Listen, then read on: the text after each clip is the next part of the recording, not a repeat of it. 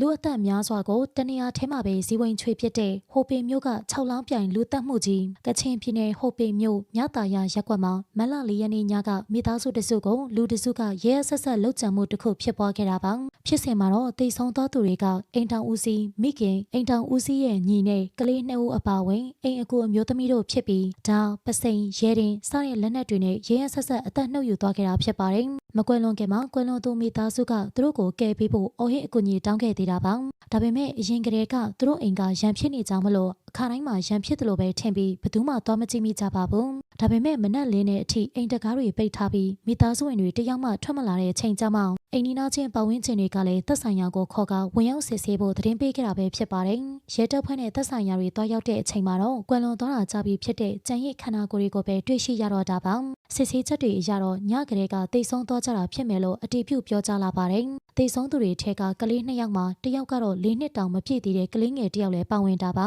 ဒီလိုမိသားစုလိုက်ရဲဆက်ဆက်တက်ဖြတ်သွားရတာကဘလို့အကြောင်းရင်းတွေအကြောင်းလို့လည်းမသိရသေးပေမဲ့အများစုကတော့ရန်ညှိုးရှိလို့ဖြစ်နိုင်ကြောင်းထင်ကြေးပေးကြပါတယ်နီးစပ်ရာပတ်ဝန်းကျင်တချို့ရဲ့ပြောကြားချက်အရတော့ကွမ်လွန်သူမိသားစုကလောင်ကစားတိုင်တွေလိုဖြစ်နေကြကအိမ်မှာလည်းအများနဲ့လောင်ကစားဝိုင်းတွေရှိနေတတ်တယ်လို့ဆိုပါတယ်ဒါကြောင့်လောင်ကစားဝိုင်းမှာမကျင်တဲ့သူတွေကအညှိုးထားကလာရောက်တက်ဖြတ်တာဖြစ်မယ်လို့ယူဆနေကြတာပါဒါပေမဲ့တချို့ကလည်းဓမြတိုက်တာဖြစ်နိုင်ကြောင်းထင်ကြေးပေးကြရရှင်လက်ရှိမှာတော့အဆိုပါ6လောင်းပြိုင်လူသက်မှုနဲ့ပတ်သက်ပြီးသက်ဆိုင်ရာနယ်မြေရဲတပ်ဖွဲ့ကစုံစမ်းစစ်ဆေးမှုတွေကိုလုပ်နေကောင်ကျွလွန်တဲ့တရားခံတွေကိုအများဆုံးဖမ်းဆီးရမိရေးအတွက်ဆောင်ရွက်နေတယ်လို့သိရပါတယ်